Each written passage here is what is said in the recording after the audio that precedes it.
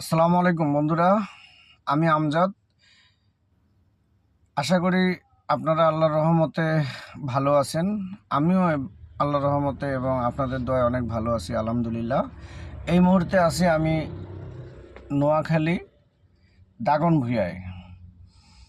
আমি আমার বাস্তব জীবনের কিছু অভিজ্ঞতা শেয়ার করার জন্য ব্লগিং করছি। তো এটাই আমার ফার্স্ট ব্লগিং অভিজ্ঞতা আপনাদেরকে জানাইতে চাচ্ছি। সেটা হলো, আমি যে গাড়িটা নিয়ে আসছি, একটা নোয়া মাইক্রোবাস, ঢাকার থেকে ভোর 6টায় রওনা দিছি। তো ওখান থেকে গাড়ি চালিয়ে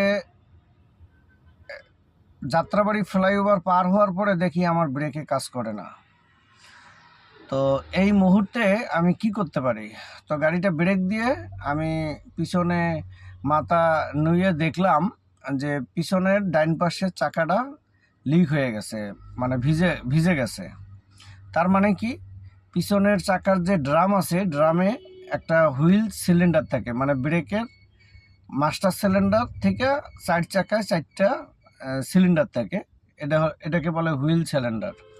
তো এই ব্রেকের হুইল সিলিন্ডার, মানে চাকার যে সিলিন্ডার, এই সিলিন্ডারের ভিতরে বাকেট থাকে, ছোট ছোট দুই পাশে 2টা বাকেট থাকে। এই বাকেট ব্রেক চাপ দিলে এই তেলের যে প্রেশারে আটকায় রাখে আর কি, স্প্রিং করে পিস্টনের মাধ্যমে।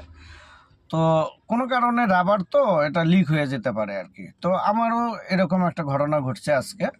তো লিক হয়ে গেছে, বাকেট লিক হয়ে গেছে। তো আমি তৎক্ষণাৎ আমার গাড়ির যে যাত্রী বা মালিক ছিল, আমি তাকে ব্যাপারটা বুঝতে দেই নাই। তো আমাকে জিজ্ঞেস করছিল যে কি হয়েছে। তো আমি বলছি যে না, কোনো সমস্যা নেই। তো আমি ওই মুহূর্তে আহ, আহ, এখানে কোনো গাড়ির গ্যারেজও খোলা নাই, মিস্ত্রিও পাবো না। তো আমি কি করলাম, গাড়ির গতি কমিয়ে আস্তে আস্তে আস্তে আস্তে নিয়ন্ত্রণে রেখে আমি কুমিল্লা আসলাম, তারপরে 14 গ্রাম আসলাম, তারপরে আলহামদুলিল্লাহ ফেনী আসছি।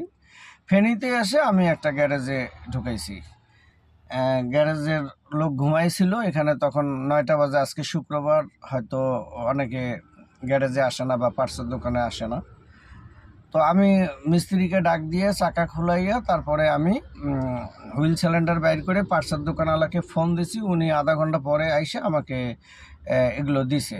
তো এই মুহূর্তে আমার গাড়ির মালিক বা গাড়ির যে যাত্রী, যেই বলেন আপনার, উনি বলতেছে যে গাড়ি কেন আমি আগের থেকে ঠিক করাই রাখি নাই। তো এটা প্রশ্ন হলো আপনাদের কাছে, এটা কি জানার কোনো উপায়